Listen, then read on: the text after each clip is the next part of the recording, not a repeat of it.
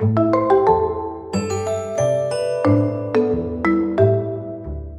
everyone, and thanks for tuning in to today's episode. I'm Dr. Stephen Popp, head of school, and this is The Curiosity Corner, a podcast about the John Cooper School, where we explore the stories that make our school community special. From celebrating student achievements to exploring the big ideas shaping the future of learning and innovation, we're here to spark curiosity and foster connections in our community. Each episode, we will glean from the experiences of students, alumni, educators, thought leaders, and lifelong learners to demonstrate the power of curiosity in our pursuit of wisdom. We have some exciting topics to cover, so thank you for joining. And I am most excited today to have Dr. Diego Estrada, our Director of Wellness, and our special guest, Dr. Nate Zinsser, a nationally recognized expert in performance psychology and the author of The Confident Mind, a battle-tested guide to unshakable performance. As means of introduction, Dr. Zinsser was the director of a cutting-edge applied sports psychology program at the United States Military Academy Center for Enhanced Performance. And for over 3 decades, Dr. Zinsser trained cadets and then also Olympic medalists, Super Bowl champions, including my beloved Eli Manning of the New York Football Giants, and also worked with elite performers across disciplines, organizations, including FBI, the NBA, the Major League Baseball, GE, you name it. Dr. Zinsser has worked with thousands of hours with folks to cultivate mental toughness, self-belief, and peak performance under pressure. And his work has been informing our physically fit, mentally strong, and emotionally intelligent framework for our athletic program. He spoke to our middle school and upper school students today, along with our faculty and staff. And Dr. Zinsser, we have just so enjoyed getting to know you and wanted to continue the conversation here on the Curiosity Corner. Thank you for joining us today. Well, thank you for inviting me in. It has been an absolutely delight of a day here at John Cooper School. The physical plant, the layout of the campus, the cleanliness, the energy, the enthusiasm is just infectious, and I am so honored to have the opportunity to be a little piece of it today. Well, it's been a great day, and we're excited to continue talking with you about confidence. And I think the powerful insight when I read your book, and it was so moving, is that confidence is not a trait; it's a trainable skill. So tell us a little bit about what inspired your research into this field. I became curious about confidence really going way back into it would be my own middle school years. I attended a private boys' school in New Jersey at the Pingree School, and there was this underlying belief that the school's soccer team was going to be a powerhouse year after year after year after year, and it was.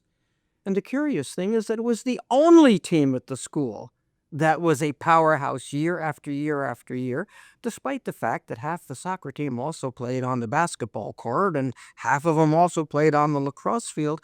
But in those other sports, they were just so-so. But on the soccer pitch, they were world beaters. And there was a belief, there was a level of confidence about the soccer team's ability to play at a very high level and defeat teams from schools that had 2, 3, 4, 8 times our enrollment. No other team at the school shared that particular level of confidence. And I had a very curious experience in my 9th grade year when I had a suspicion that, maybe in a couple years, when the fellas in my own 9th grade class developed a little experience on the wrestling mat, we could have a quality wrestling team. And I expressed this one day to my classmates in the lunchroom, and a classmate from across the table shot back at me. He said, "Nate, shut up. You're never going to be any good.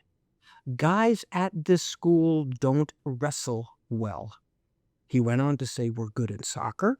Sometimes we're good in swimming. Sometimes we're good in tennis. But we haven't been good at wrestling, and we never will be, so give it up." Now, he had the weight of history on his side because at the time, the wrestling program was pretty much a doormat. But I remember thinking, well, where did he get his crystal ball? And it was right there that I could see a sort of level of expectation, a long-standing level of low confidence when it came to wrestling, just becoming being part of the fabric of the school. And I'm proud to say that 2 years later, in my 11th grade year, our wrestling team experienced its first winning season in a long, long time. And we had a winning season the following year. I became the Jersey Independent School State champ. And the team has sort of legitimized itself after that. And it wasn't necessarily so much a fact that we were dramatically talented wrestlers. It's just that we refused to buy into the underlying belief that we could not be good. So it was it was casting off those chains of low confidence and opening ourselves up to possibility. This is what really got me going. It was deep personal experience, trying to be a good performer, and coming to the naive realization that the limiting factor might not have been physical talent or our willingness to work hard, but the limiting factor might have indeed been this underlying lack of confidence in ourselves. And when you pursued your doctoral work at the University of Virginia, you leaned into that curiosity.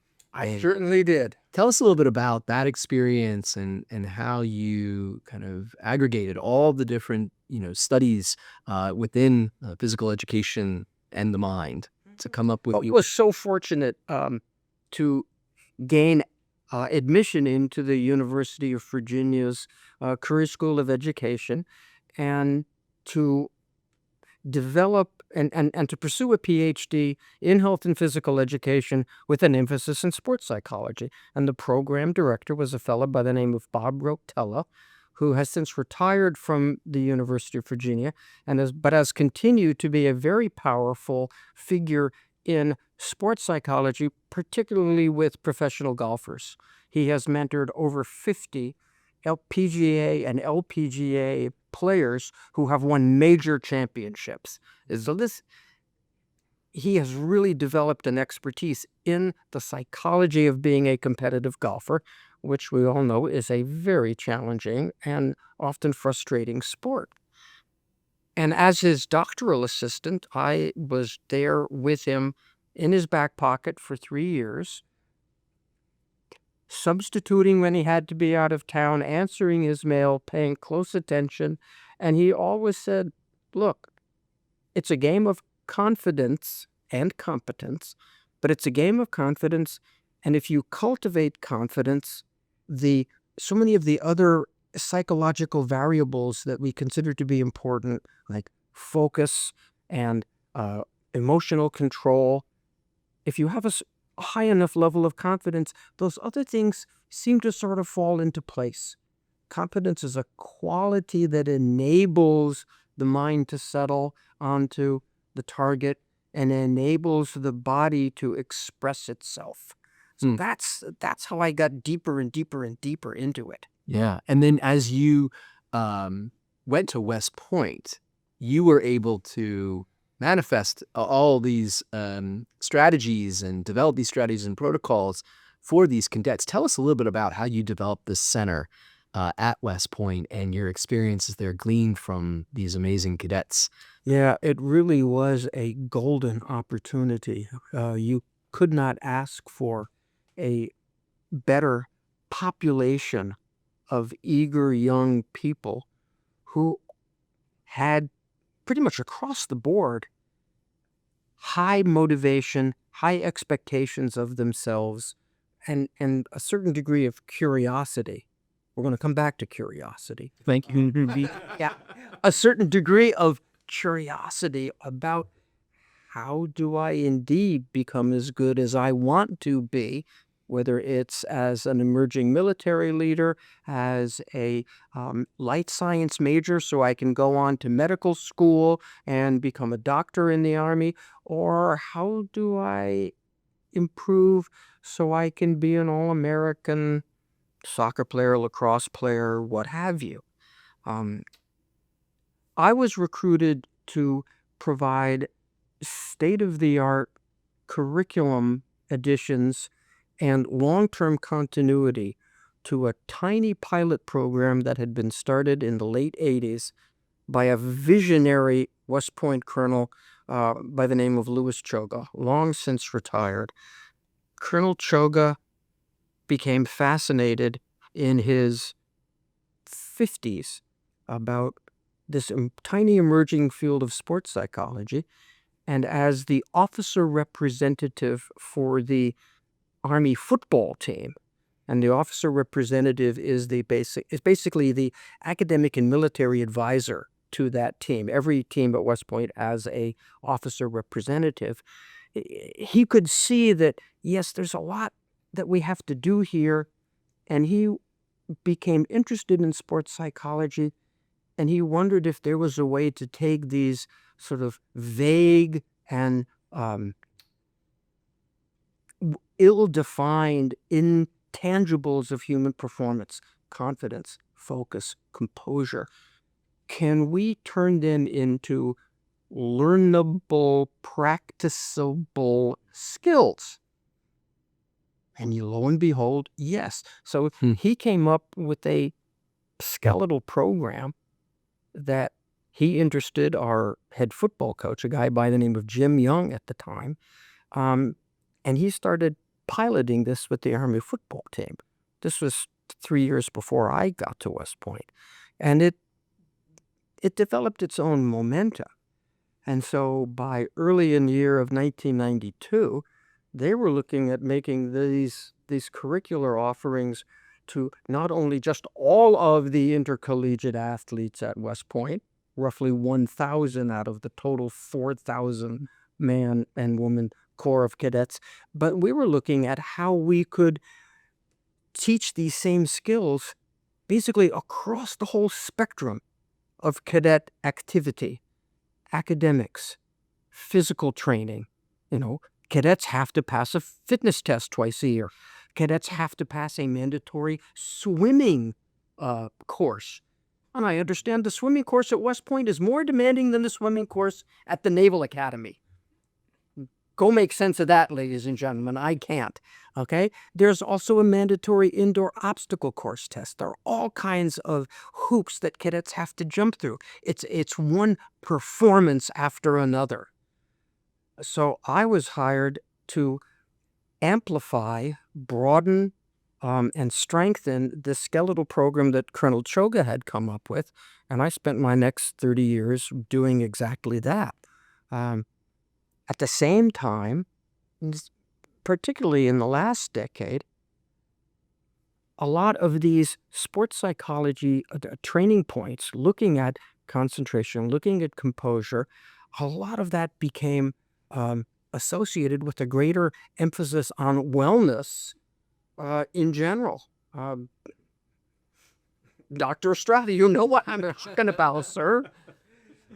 Yes, and well, thank you for sharing that impressive career and how you developed what now we can read in your book, The Confident Mind. But let's take all of that and go to the very specific. Like, what is one thing that anybody can do just today to start developing their confidence? Okay, if you want to become more confident today, take a blank piece of paper and devote maybe 5 minutes to the question of, where did I work hard yesterday? Where did I put in quality effort? Bullet point 1, 2, 3, maybe.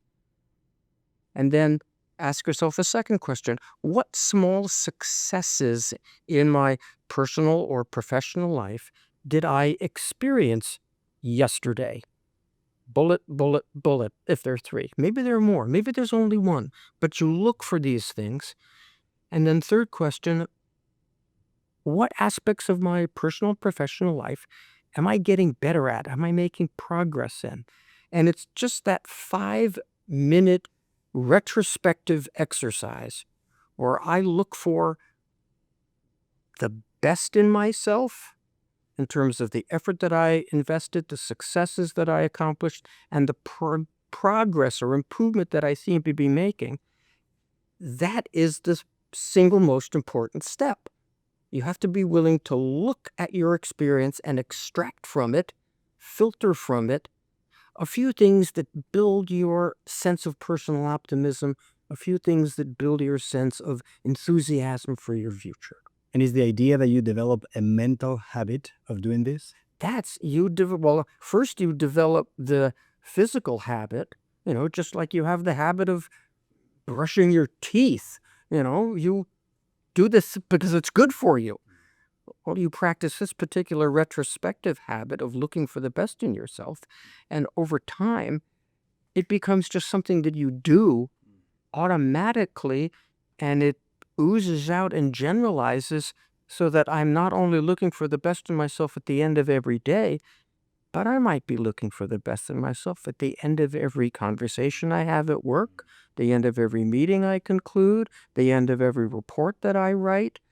And I cultivate this habit of extracting from my experience the thoughts and the memories that build energy, optimism, enthusiasm more or less continuously. That does not mean I completely ignore my setbacks and my imperfections, but instead of emphasizing those imperfections and mistakes and setbacks, I'm emphasizing my progress, my success, my effort, and that changes the way I look at the world.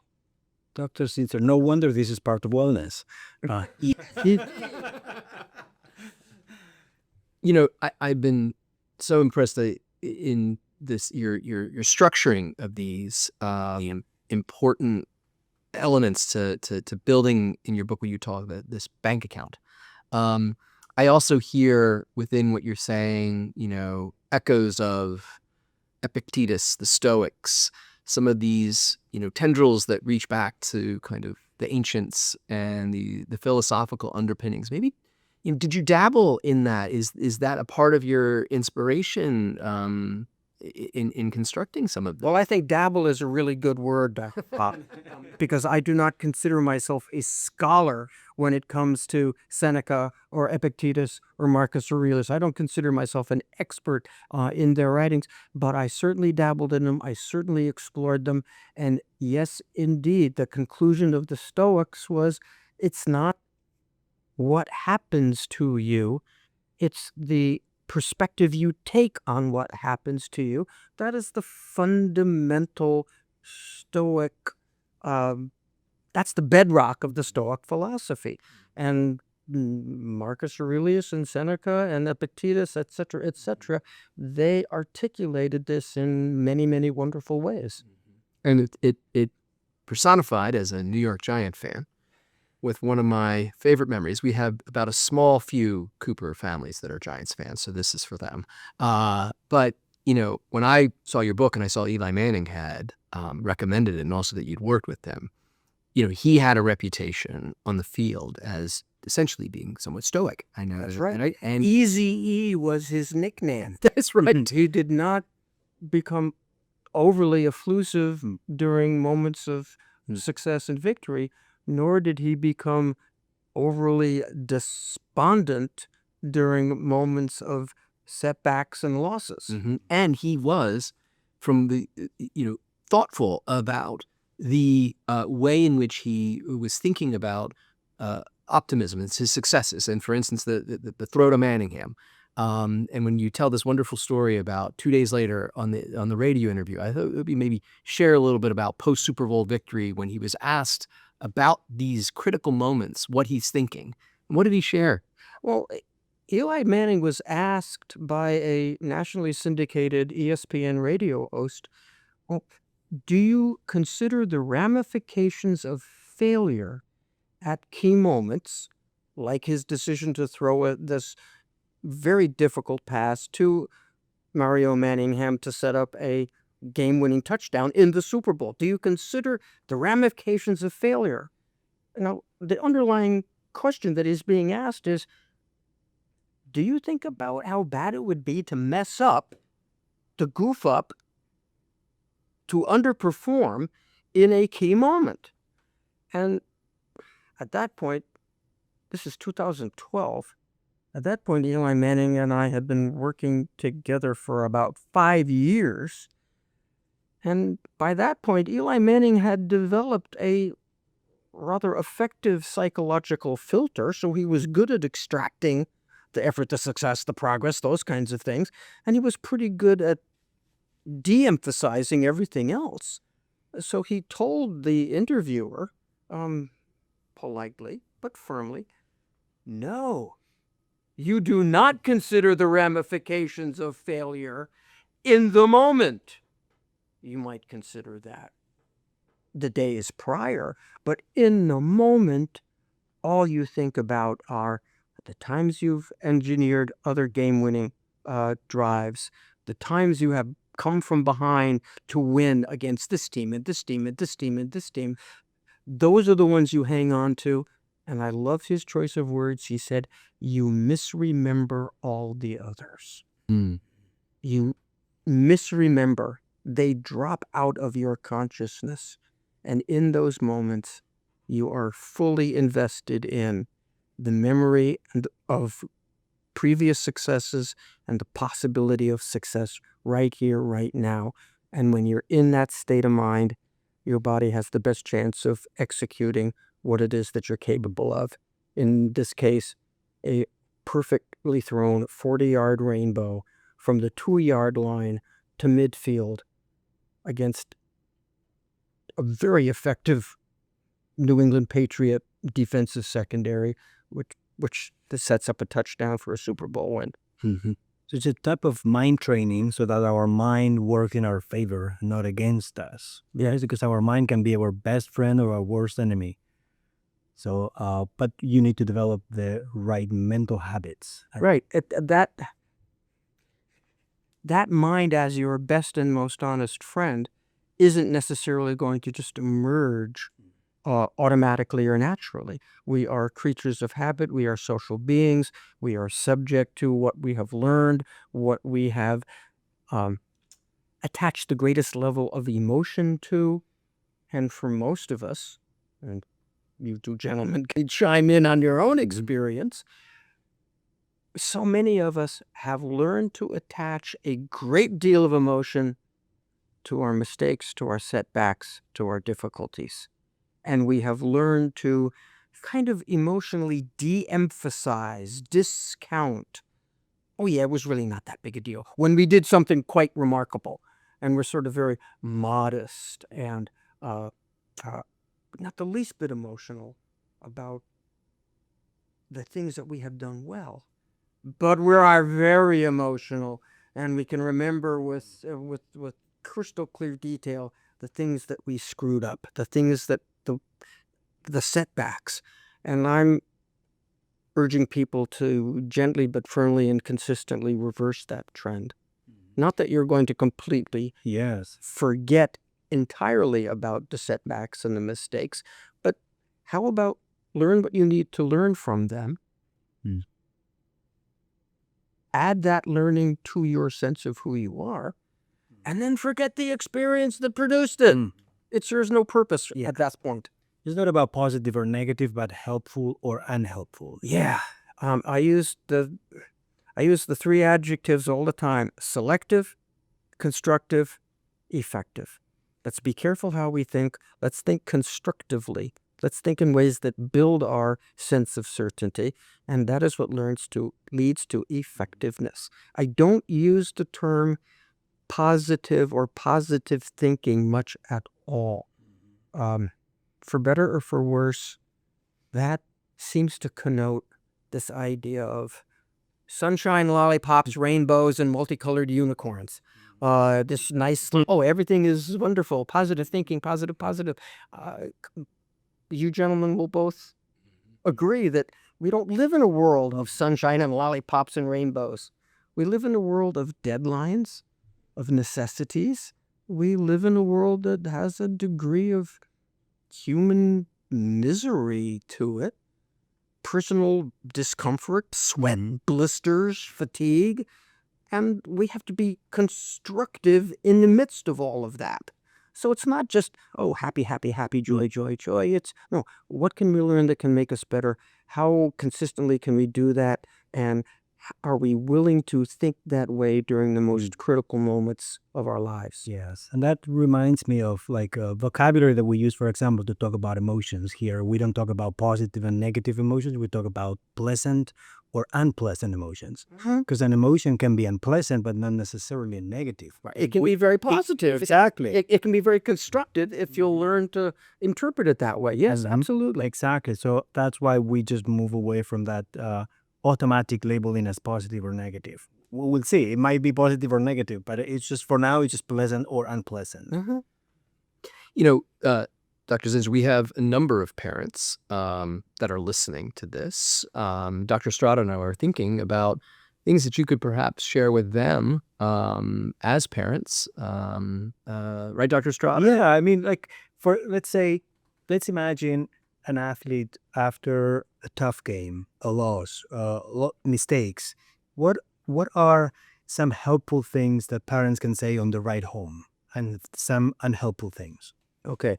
Well, the first thing I would I always urge parents to say on the ride home is, I loved watching you play. I love just seeing you engaged in this activity that is kind of important to you. All right. I don't care if it was a win or a loss or a tie or whatever. I just love watching you being in this environment. That's the message that has to come first and foremost and most consistently. Beyond that, I think you got to be very careful. Your son or your daughter may not want to talk about a loss or a disappointing performance, in which case, mom and dad, Limon, do not say, okay, now how did this happen? What happened out there? Why did we not win? Why did we play poorly? What happened in the third quarter when you made that, when you dropped that pass? Or what happened in the fifth inning when you struck out with 2 runners on base? Please don't do that. Let them be with their sadness. Hey, anytime you want to talk about it, we can. But silence on the way home from a game can be very useful. It does not help for the athlete to wallow in disappointment. And please, mom and dad, don't ask them to do that. Let them work through it. At some point, they'll be ready to share. If you're going to talk at all about the game, mom and dad, point out, first and foremost, as I said, I love watching you play. And then, boy, that was a nice ace that you served up in this game. Or, boy, that was a great takedown that you scored. Or, you had a very pretty goal in the third quarter of the lacrosse game. It's really beautiful to see that. Just let your kid know that you notice when they play well. Again, regardless of the score, because it's not about necessarily winning and losing. It's about how did you play the game and what are you going to take away from it. Yeah. That's how I start. When I ask athletes about the most difficult emotions for them that they have to deal with related to athletic performance, number one is the anxiety before the competition. Number two, very close, is the fear of failure and the fear of disappointing others. Yeah. We are social beings. We exist in families, we exist in teams, we exist in classes at a school. We don't want to disappoint our family, our team, our coaches, our friends, our social circle. So that fear is very real, but it has to be momentarily set aside. We can't deny its existence, but we have to prevent it from adversely affecting us. So yeah, I acknowledge I'm going to take my fear and I'm going to sort of crumble it up and toss it into the wastebasket for right now. I may go back to it hours later, days later, but I refuse to play out of fear. I'm going to play, I'm going to perform with a certain joy or enthusiasm and I will accept whatever happens as it happens. Yes, and that's where we can use the tools that you describe in the Confident Mind. Mm-hmm.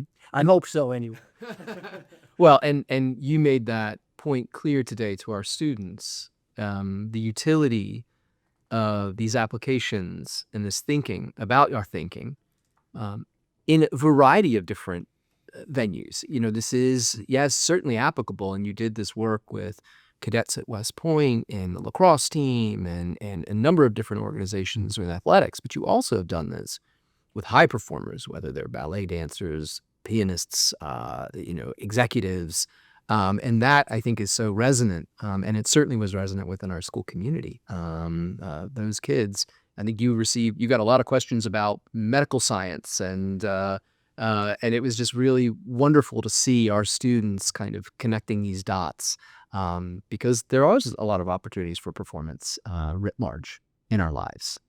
Indeed, indeed. I have been fascinated and delighted by the range of professional specialties that people have contacted me about. I made a long list once of the various competitive sports that people have contacted me for help with. It goes from archery and axe throwing. I'm not making this up. It goes from archery and axe throwing all the way through the alphabet to wrestling. I don't have a Z yet. And pretty much every letter of the alphabet in between. And that's just the competitive sport interest. Outside of competitive sport, neurosurgery, retinal surgery, pediatric cardiac surgery, venture capital, private equity, tech startups. Mm-hmm. The number of tech startup CEOs who have read the book or heard about the book and say, oh yeah, this really matters because I am in a challenging startup environment. And then there are the trial lawyers, the law enforcement personnel who are up for a promotion, who have to go through a grueling interview and exam in order to become a detective sergeant. Then there are the professional musicians, the French horn player in Estonia, I'm not making this up, the trombone player in the Atlanta Symphony Orchestra, the clarinet player in San Francisco.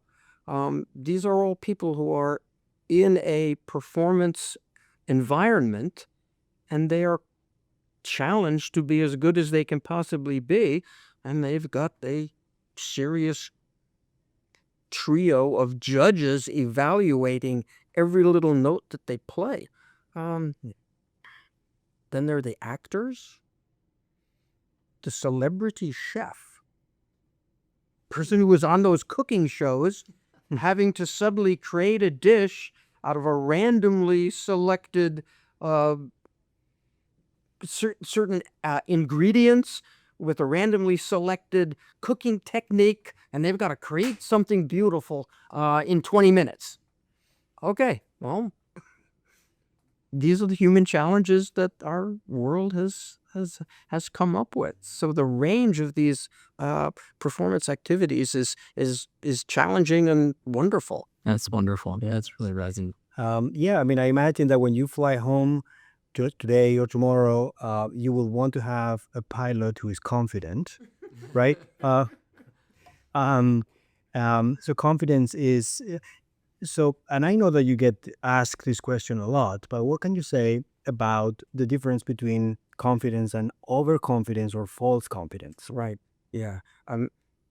Everywhere I go, that question is presented to me, and it's a worthwhile connection.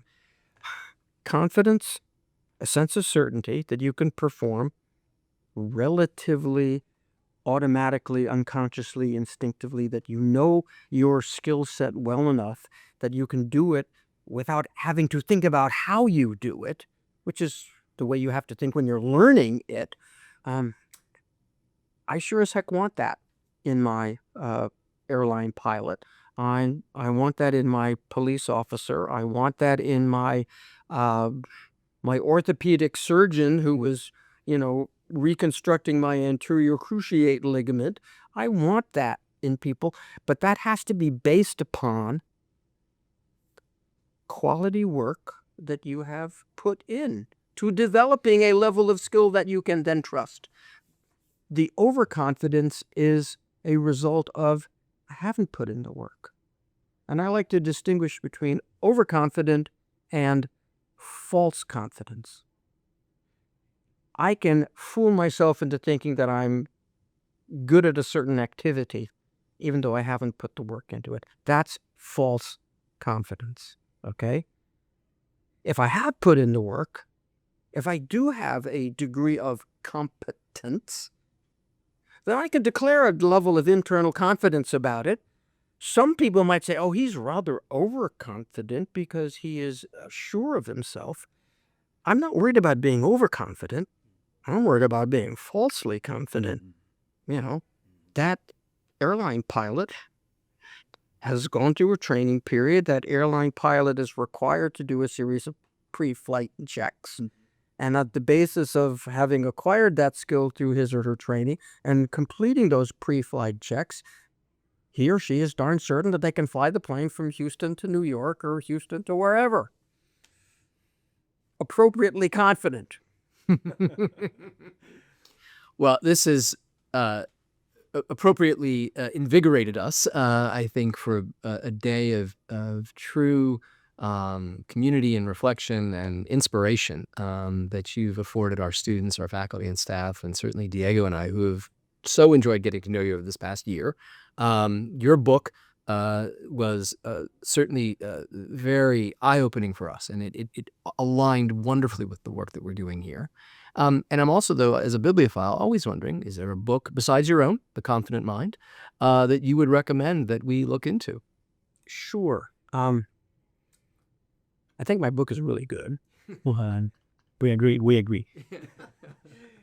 But it is not the only book that is helpful in this regard of mental toughness, mental preparation. I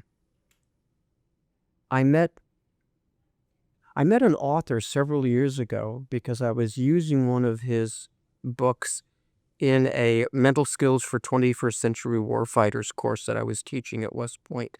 The gentleman's name is Stephen Pressfield, and he is a novelist best known for some historical fiction, a book entitled The Gates of Fire, about the Spartan contingent who held off a Persian invasion and at the Battle of Thermopylae in northern Greece in 470 BC. I think that's the proper year.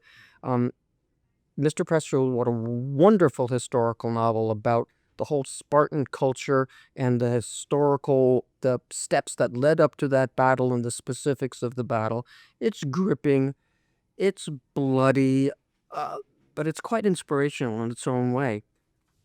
But Stephen Pressfield has also written, I guess you could call it a self-help book, entitled The War of Art, in which he talks about the challenge of, in the case of a novelist, you got to sit down and you got to write whether you feel like it or not.